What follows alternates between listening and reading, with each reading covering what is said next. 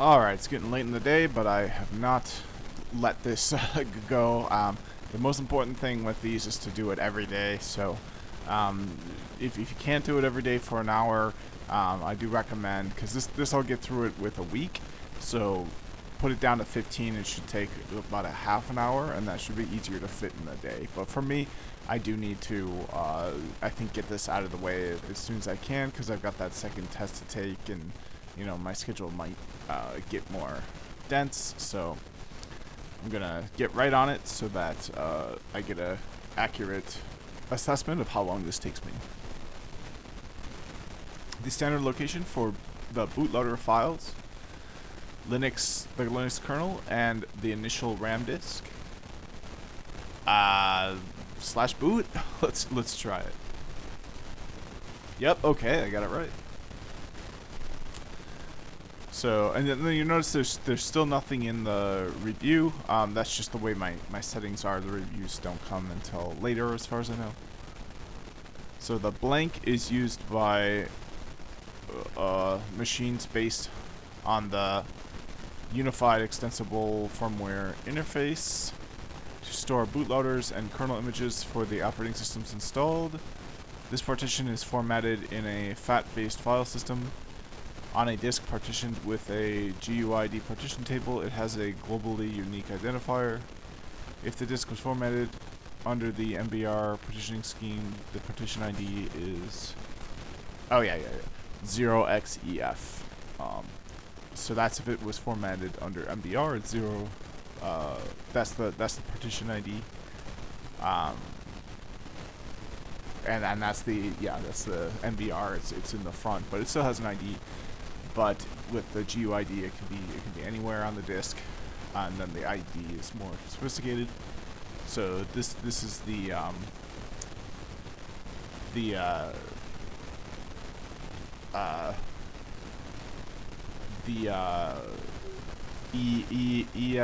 ESP or USB, the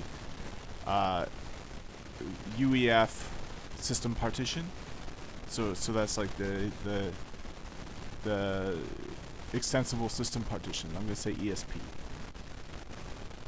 Yeah, the EFI system partition, the ESP. So you know what? I got that right. Let's go with go. This is used to swap out kernel memory pages when RAM is heavily used, and this is swap/swap or swap space. Yeah, I'm gonna say that again because it's swap space. It's not /swap. So before a file system was accessed in Linux, it needs to be mounted. This means attaching a file system to a specific point in your system's directory tree, called a, I'm going to say, mount point. Yeah. And I do have it here a second time, so I will go ahead and edit that card.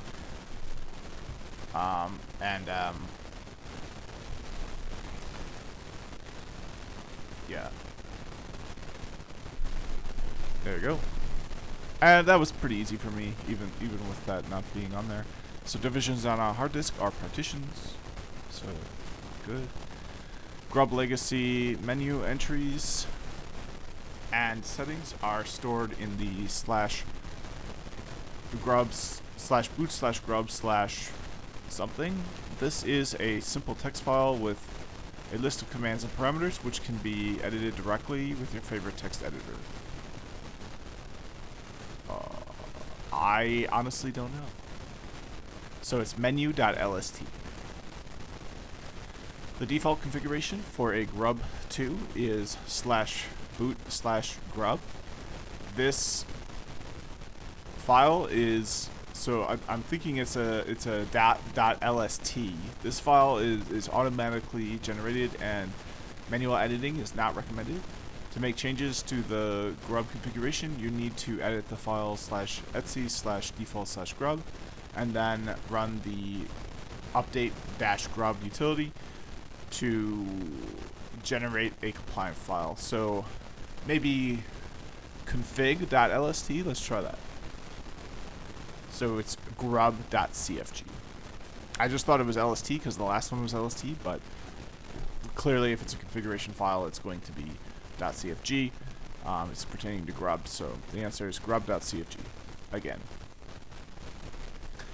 The configuration file /boot/grub, and this is menu.lst. I remember it before, so menu.lst is used to create a list of operating systems to boot in grub's menu interface, essentially allowing the user to select a preset group of commands to execute. Oh, okay. Well, never mind. This is different. This is grub.com. Alright, so I gotta do that one again. So grub2 can be installed using the blank utility. If you have a non-booting system, you will need to boot using a live CD or rescue disk. Find out which is the boot partition for your system, mount it, and then run the utility. I'm gonna say fdisk, F-D-I-S-K. Grub-install. Nope. Fdisk would be like format disk. That would be for file systems. That wouldn't be for bootloaders.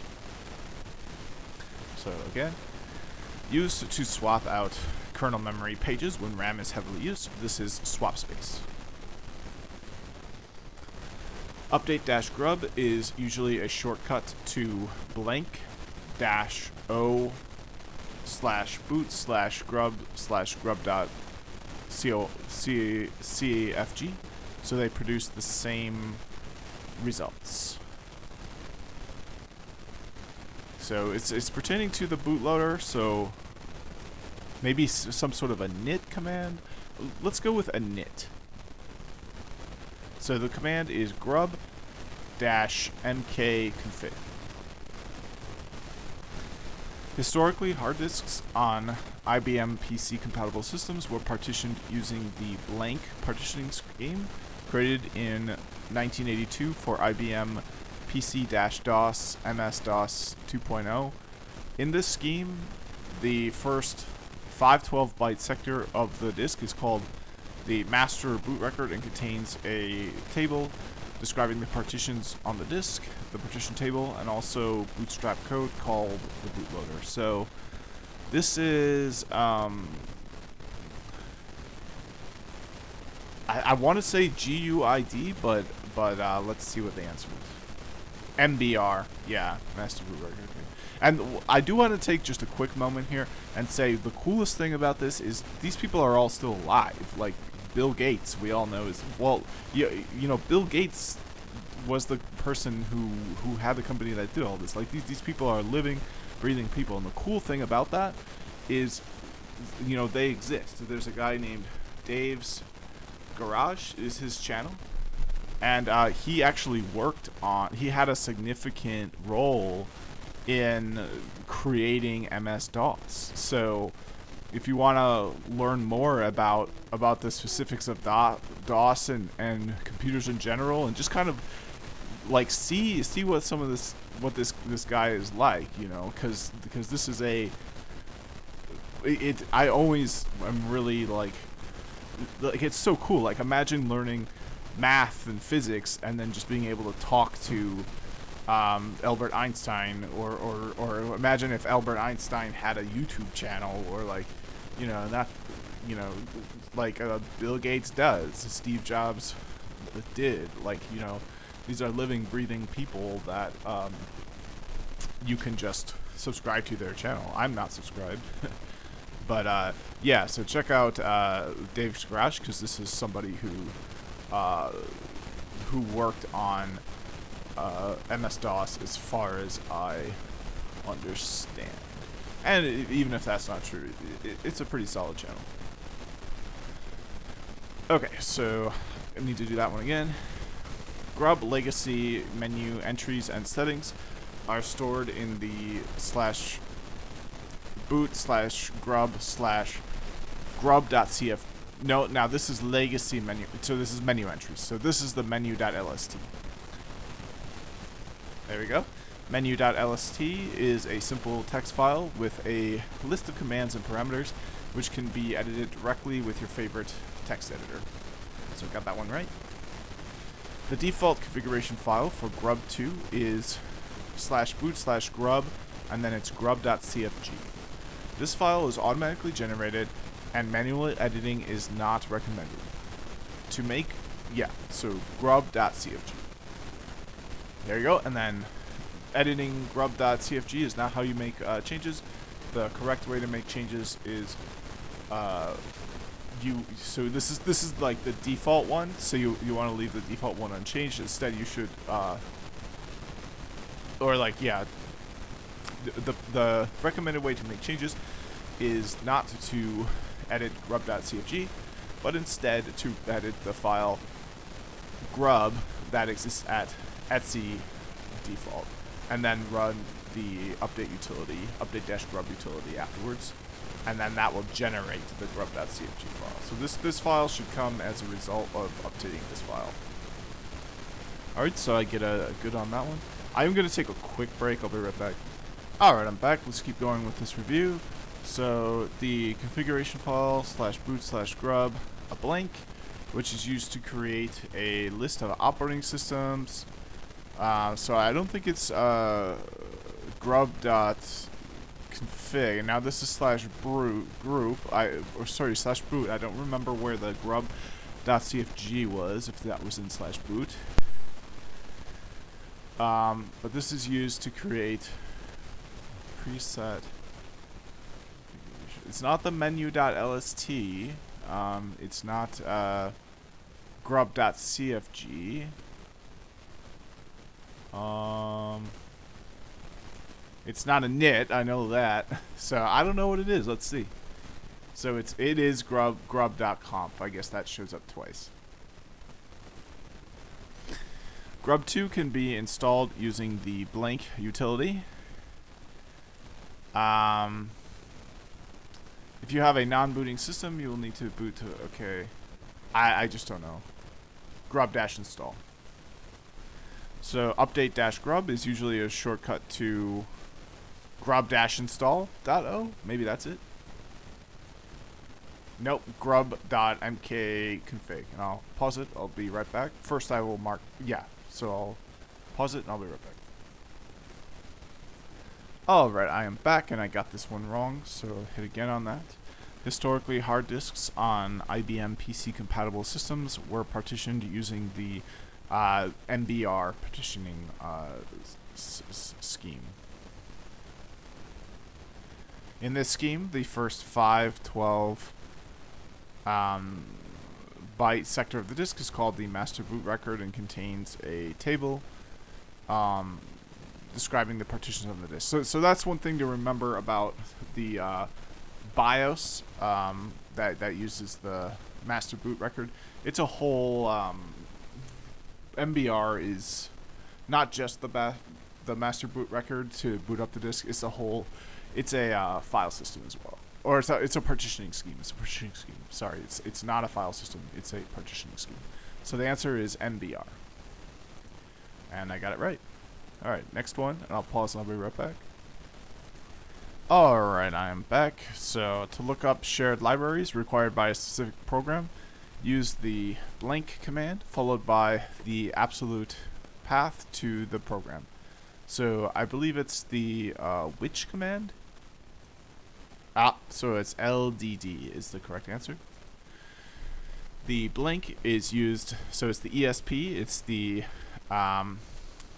Extensible Firmware Interface System Partition. ESP. Yep, EFI stands for Extensible Firmware Interface. So yep, System Partition is the ESP. And it's used to store bootloaders and kernel images for the operating system if it's a UEFI partitioning scheme. And then the partition is formatted. The ESP partition is a FAT file system, and then in other partitions you can have different file systems, but for this it's FAT. And it has a globally unique identifier. If it's the other one, the MBR partitioning scheme, which again you have different file systems on different partitions. But the partition ID for the boot up MBR part is hexadecimal EF. So I got that right. Next one is, this is the standard location for bootloader files, Linux kernel, and initial RAM disk. So the standard location for that. Let me think here. The standard location would be,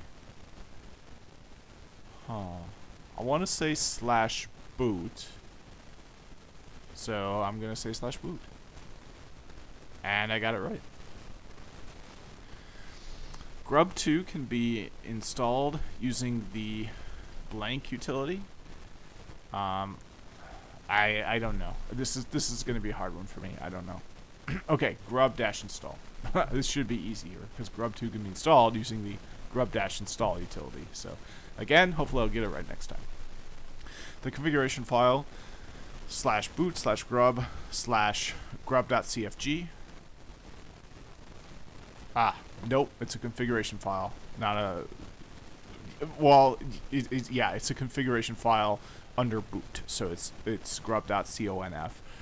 In a different place, it's .cfg, but that's not what this file is. This file, grub.cfg, is used to create the list of operating systems to boot in Grub's menu interface. So I got that wrong. Divisions on a hard disk are partitions, and there's multiple schemes for that. There's the MBR scheme, and there's the UFI scheme. Alright, so that's good. Before a file system can be accessed on Linux, it needs to be mounted. This means attaching the file system to a specific point on your system's directory tree called a mount point. When mounted, the contents of the file system will be available under the mount point. Grub-update is usually a shortcut to blank -o, and then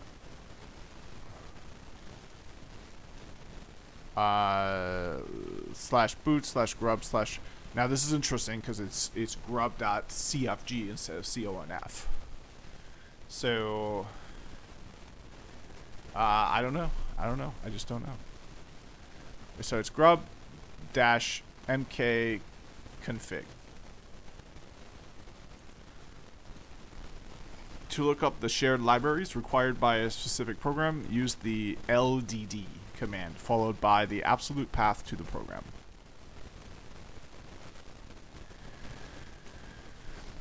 Used to swap out kernel memory pages when RAM is heavily used, that is swap space.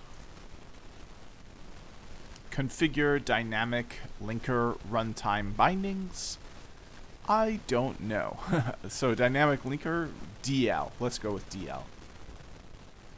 So it's LD, linker dynamic, I guess. So LD config. The references contained in dynamically linked programs are resolved by the dynamic linker ld.so or ld-linux.so when the program is run. The dynamic linker searches for libraries in a number of directories. These directories are specified by the library path. The library path is configured in the /etc directory, namely in the file blank, and more common nowadays in files residing in the blank.d directory. I mean, let's go with LD. Why not?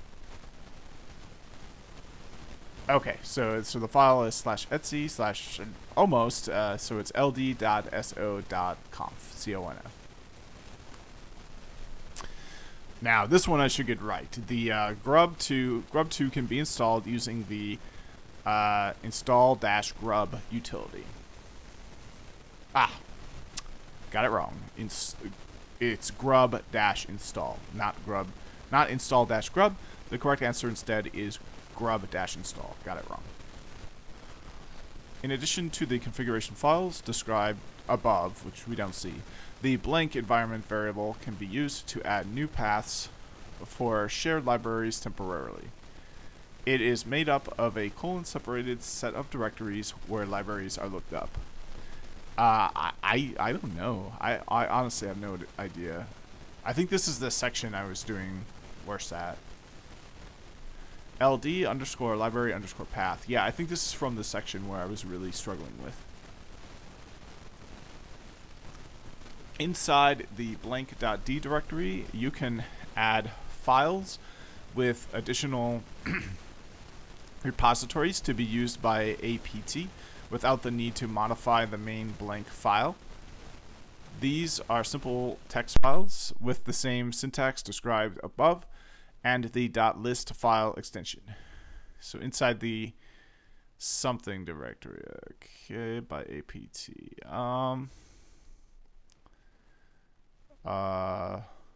Yeah, I don't know. I just don't know. So the correct answer is /etc/apt/sources.list. The configuration file boot/grub. Now I know that there's two configuration files. There's grub.cfg and there's grub.conf. But one of them is used to create the list of operating systems. And I believe that one is .cfg. Nope, it's .conf. All right, and I'll pause it and I'll be right back. All right, I'm back. So the default configuration for the grub 2 is, now that we know that there's two of them, one is .cfg and the other one is .conf. The last one was conf, so I think this one is .cfg. So it's grub.cfg. There we go. And this is the one you don't want to edit. You want to make sure that's up to date using the update-grub utility, and to make the file where you do edit is /etc/default/grub. Okay, so update-grub is usually a shortcut to grub-mk. I had it, but I got distracted. It's grub mkconfig. So it's grub-mkconfig. Yes, grub-mkconfig. Grub mk config. Good. Grub legacy menu entries and settings are stored in the file /grub/boot/grub.conf. Nope. This is the one with menu entries. So this is menu.lst. All right, so configure dynamic linker runtime bindings. So ld.so.d. Nope, ld config. I knew the ld though. All right, so grub2 can be installed using the grub-install, install. So grub-install. Yep, grub-install. All right, so the references contained in dynamically linked programs are resolved by the dynamic linker ld.so or ld-linux.so. When the program is run, the dynamic linker searches for libraries in a number of directories. These directories are specified by the library path. The library path is configured in the /etc directory, namely in the file blank. The library path, okay. And more common nowadays in files residing in the blank.d directory.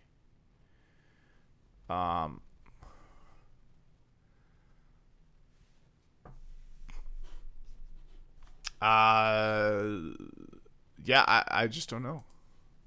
So the answer is in the file /etc /ld.so.conf.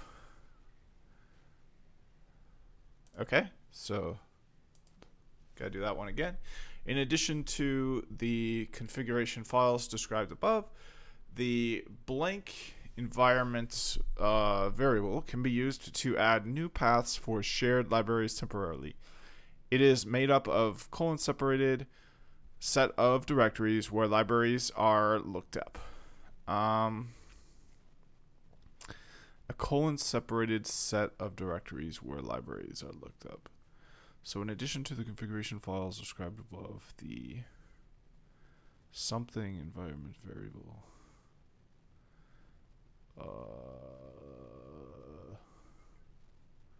So I know it's not which, or I know it's, yeah, I don't know. I have no idea. Yeah, LD underscore library underscore path, all in uppercase. All right, so inside the blank.d directory, you can add files with additional repositories to be used by apt without the need to modify the main blank file. No idea, just no clue at all. So /etc/apt/sources.list. I did not know. The configuration file /boot/grub/ now there's two of them. There's .conf and there's .cfg. This one is used to create the list of operating systems to boot in Grub's menu interface, essentially allowing the user to select a preset group of commands to execute. I'm going to go with .conf for this one. Got it. So grub.conf. So traditionally hard disks, so this is the MBR partitioning scheme. Got it. Grub legacy menu entries and settings are stored in the file /boot/grub/blank. So this is the grub.cfg. Nope, menu entries, wrong. So configure dynamic linker runtime bindings, LDD. So nope, it's LD config, wrong. A long time ago in a galaxy far away, when Linux was still in its infancy, the most common way to distribute... Okay. So these tools made it much easier to install. Move system with as to apt. DPKG. So I will read this whole thing. So a long time ago, when Linux was still in its infancy, the most common way to distribute software was a compressed file, usually a .tar.gz archive with source code, which you would unpack and compile yourself. However, as the amount and complexity of software grew, the need for a way to distribute precompiled software became clear. After all, not everyone had the resources, both in time and computing power, to compile large projects like the Linux kernel or an X server. Soon, efforts to standardize a way to distribute these software packages grew. And so package, that could be a hint there, and the first package managers were born. These tools made it much easier to install, configure, or remove software from a system. One of those was the Debian package format .deb and its package tool dpkg. So it's definitely not apt because that's part of Ubuntu, not just that's not the package tool for Debian. It's the package tool for Ubuntu.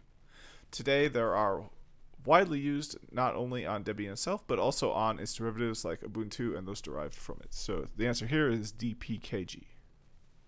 Got that wrong. All right, so the references contained in dynamically linked programs are resolved by the dynamic linker. So the answer here is /etc/ something / let's just try to get that part right. Let's go /etc/lib and see if I got that part right. Nope, the answer is just /etc and then the file afterward.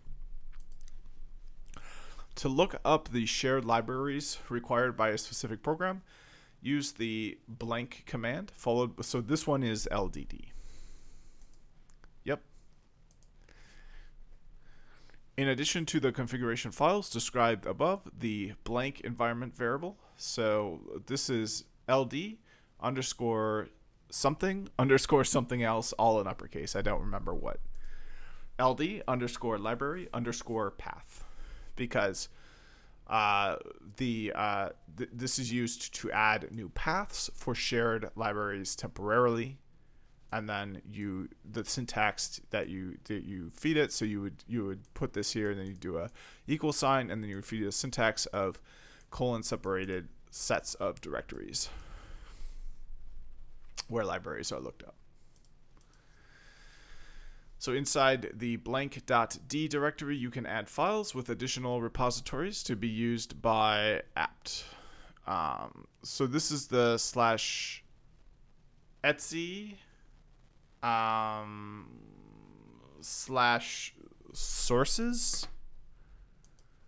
So it's slash /etc slash apt slash sources.list, because these are used by apt, so apt has its own directory within /etc, and then these are simple text files with the same syntax described above and the .list file extension. So you have a sources.list, and within it you have oh yeah.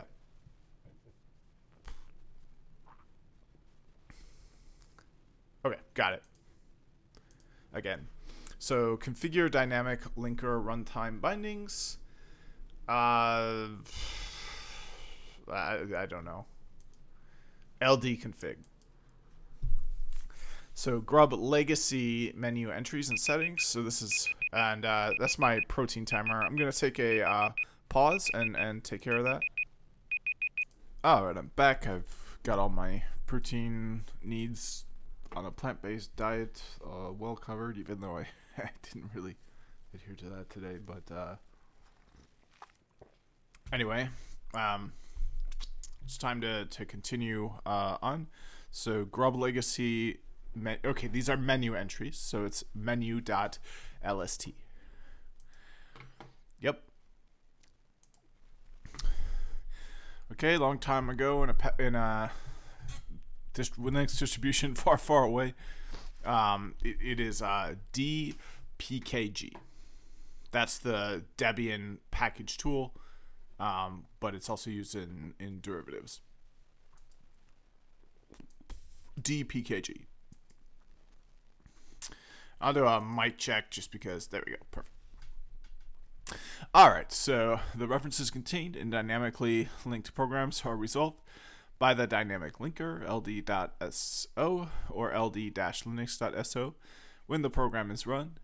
The dynamic linker searches for libraries in a number of directories. These directories are specified by the library path. The library path is configured in the /etc directory, namely in the file blank, and more common nowadays in files residing in the blank.d directory. So the file is going to be /etc/.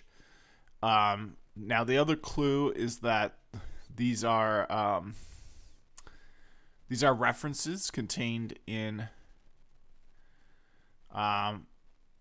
so they're,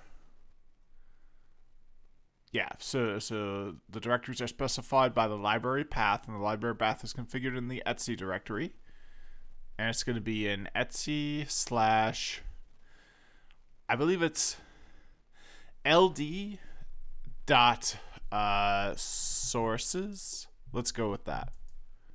Nope. So it's /etc/ I got that right, and then ld dot, I got that right, but then it's so.conf. And this is the this is the file that contains the library path configuration, but more commonly it's a directory. It's in that, but this is the answer here, and I got it wrong. In addition to the configuration files described above, the blank environment variable. So this is all capital letters, and it's ld_config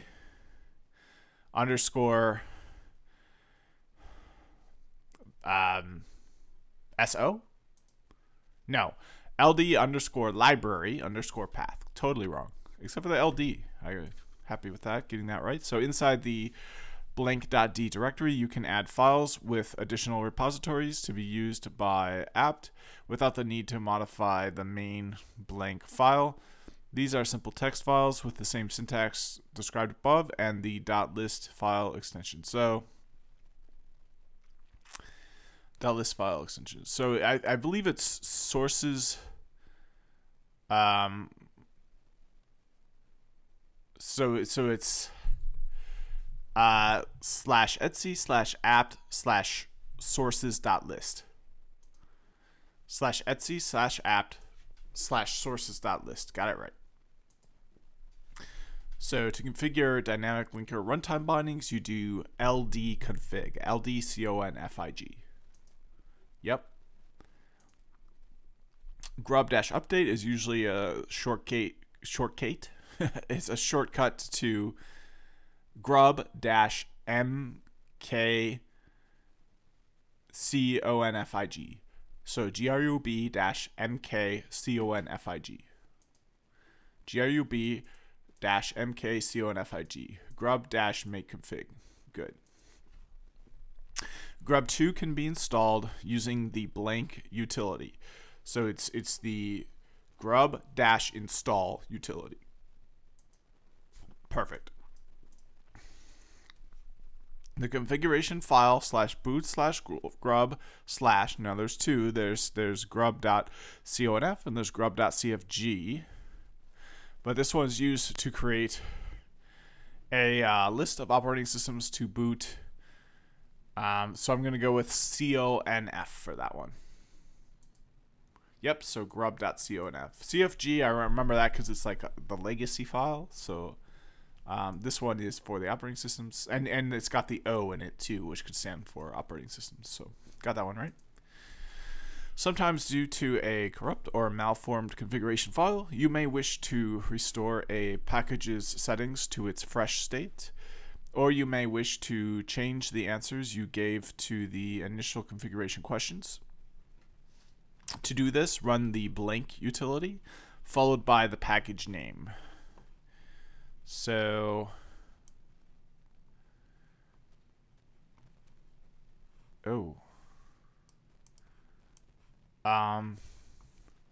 interesting. I don't know. So I knew it was going to be like dpkg or like apt or something like that, but the answer is dpkg-reconfigure. Alright, so on Linux distributions such as Debian and Ubuntu maintain their own repositories, and other repositories may be maintained by developers or user groups to provide software not available from the main distribution repositories. There are many utilities that interact with apt, the main ones being, and this is used to download. So apt-get. Perfect. The references contained in dynamically linked programs are resolved. Okay, so this one, so it's going to be a /etc for sure. So they reside in the file, so it's going to be /etc/ in the direct. Okay. Wow. Okay. Yeah. I don't remember. /etc/ ld dot. I just don't know. So /etc/ ld.so.conf. All right, so in addition to the configuration files above, and this is capital LD underscore capital library, LIBRARY underscore capital I don't know, path. So LD underscore library underscore path, almost, but not quite. So distribution, so this is apt-cache. Yep. All right, soon efforts to standardize a way to distribute these software packages grew. Tools made it much easier to install.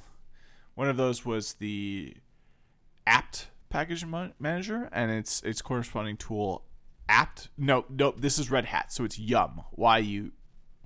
Oh no, it is apt. It is apt. Or is it yum? It's yum. It is yum. What? Okay, it's RPM. I had that completely wrong. So, as the name implies, blank takes an RPM package and converts it to a CPIO archive. Uh, convert RPM to CPIO. For Yum, the repos are listed in the directory /etc/yum.repos.d. Each repository is represented by a .repo file, like CentOS-base.repo.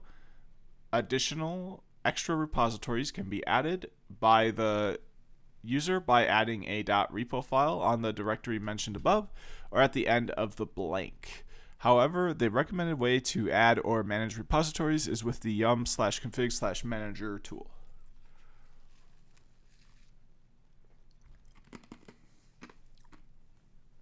At the end of the blank.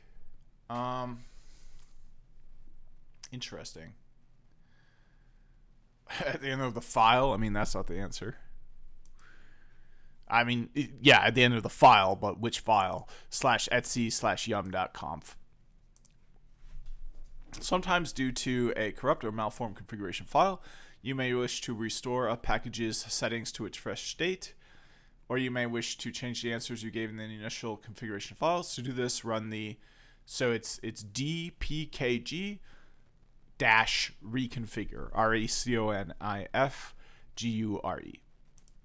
Yep, so dpkge reconfigure, RECONFIGURE. Perfect.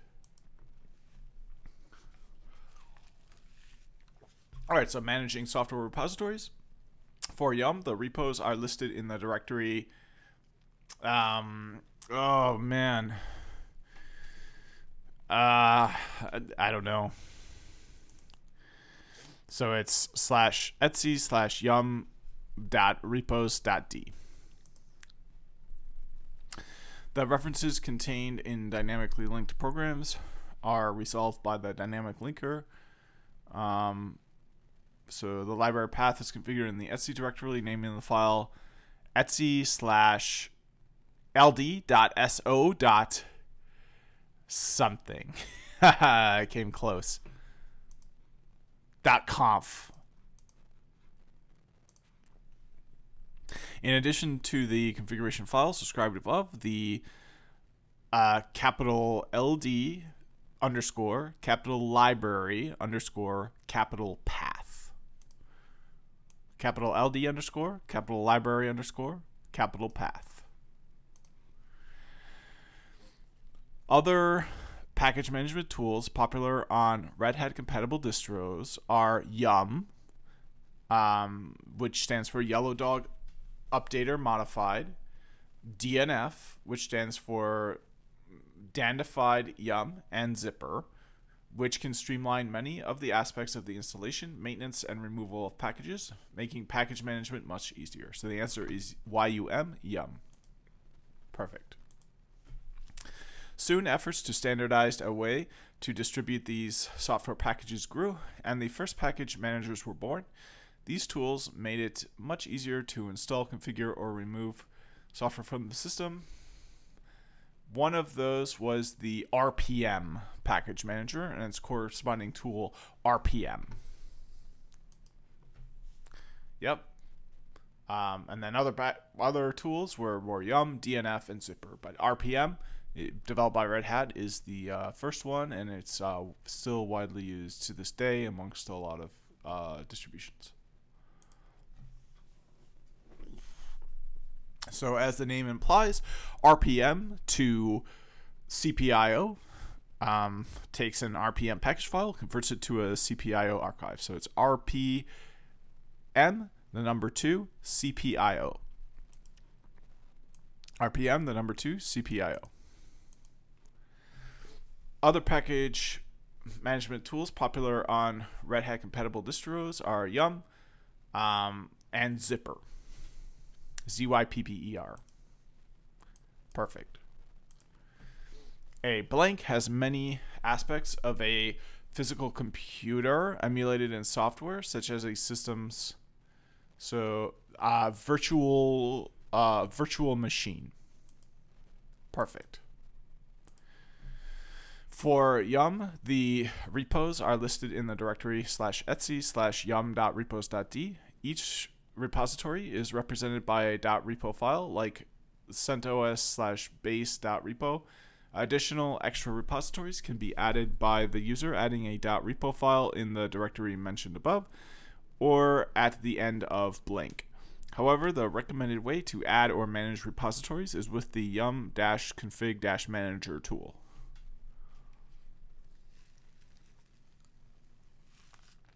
/etsy/yum.conf. Got it. /etsy/yum.conf. All right, for Yum, the repos are listed in the directory.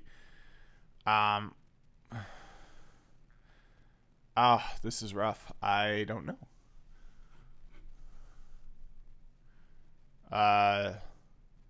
Yeah, I don't know. /etsy/yum. Close. /etsy/yum.repos.d. The references contained in the so the library path is configured in the Etsy directory, namely in the file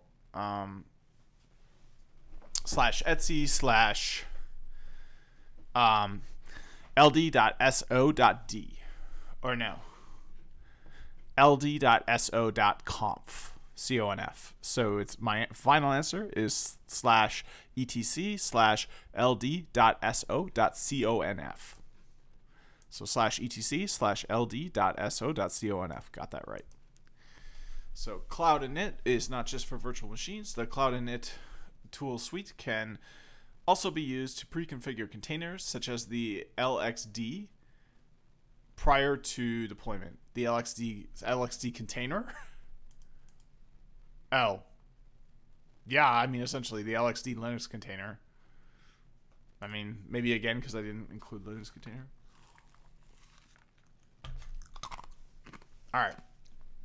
Container technology is similar in some aspects to a virtual machine where you get an isolated environment to easily deploy an application. Whereas with a virtual machine, an entire computer is emulated. Okay, so these talking about containers. Containers allow for greater flexibility, and blank can be migrated from one host to another, just as a virtual machine can be migrated from one hypervisor to another. One host. Interesting. Okay. An application? Yeah, application container. So I'll do that again because I didn't say application container.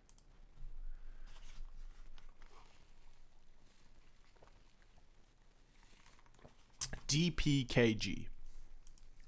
Got it. All right, so a paravirtualized guest, or PVM, is one where the guest operating system is aware that it is a running virtual machine instance. These types of guests will make use of a modified kernel and special drivers known as blank. This will help the guest operating system utilize software and hardware resources of the hypervisor. The performance of a paravirtualized guest is often better than that of a fully virtualized guest due to the advantage of these software drivers provide. Interesting.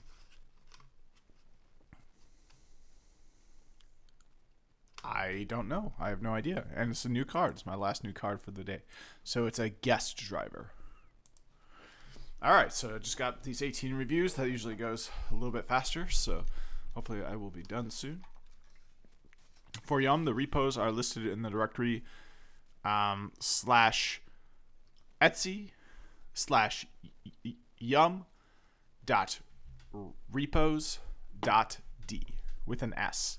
So /etc/yum.repos.d.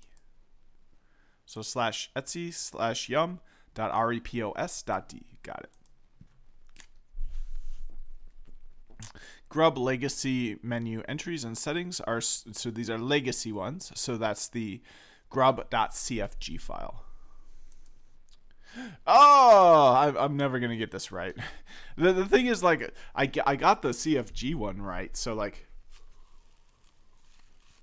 I'm getting them twisted. I feel like I need to. So, like, let's have a conversation with the AI quick about this. So I keep getting this confused with grub.cfg.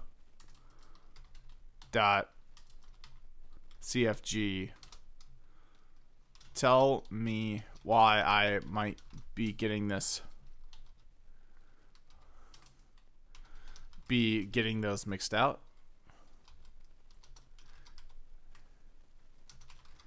Getting it mixed up. And how to remember the facts of each file.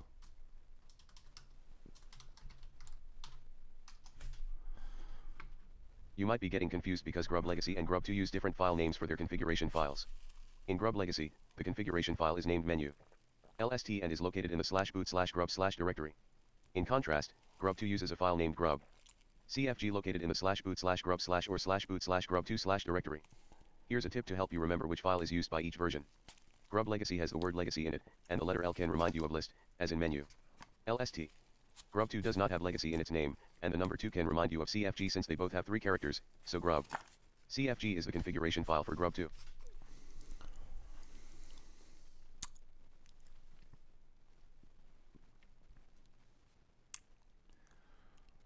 Okay. All right, so Grub Legacy has the word legacy in it, which is an L, which is the ones for lists. So yeah, I think that'll help a lot. Okay, so got to do this one again. So the cloud.init tool suite can also be used to configure containers such as the LXD Linux container. Configure dynamic linker runtime bindings. It's ldconfig. LDCONFIG. Yep. Okay, so an application container can be migrated from one host to another. Yep. All right. So inside the blank.d directory, so it's /etc/apt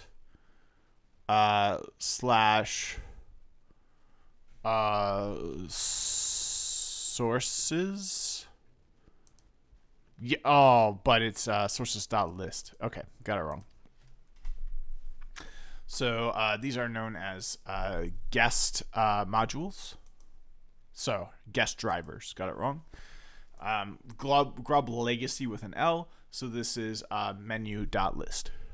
Menu.lst. Perfect. All right. So this being apt apt-get. Perfect. Inside the /etc/apt/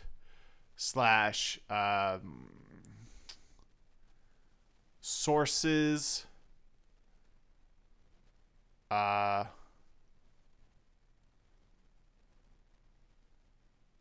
.list. Yeah, okay. /etc/apt/ sources.list. All right, so a paravirtualized guest, or PVM, is one where the guest operating system. So these types will make use of guest drivers. Got it.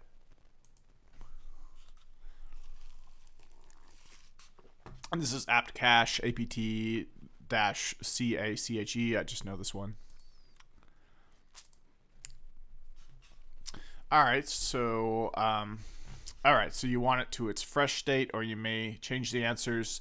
So to do this, run the blank utility followed by the package name. Oh man, I don't know. I just don't know. So it's dpkg-reconfigure. All right, package management tools are Yum. This is an easy one. Fresh state, so it's dpkg-reconfigure. reconfigure. There we go. Okay, so was the RPM package manager and the tool RPM. Got it? So a virtual machine. Okay, so zipper. The and it's all in uppercase. It's LD underscore library underscore path.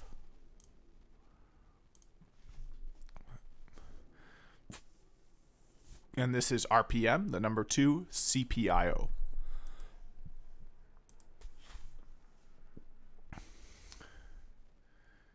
Okay, so at the end of the file. So the file is /etc/yum.conf.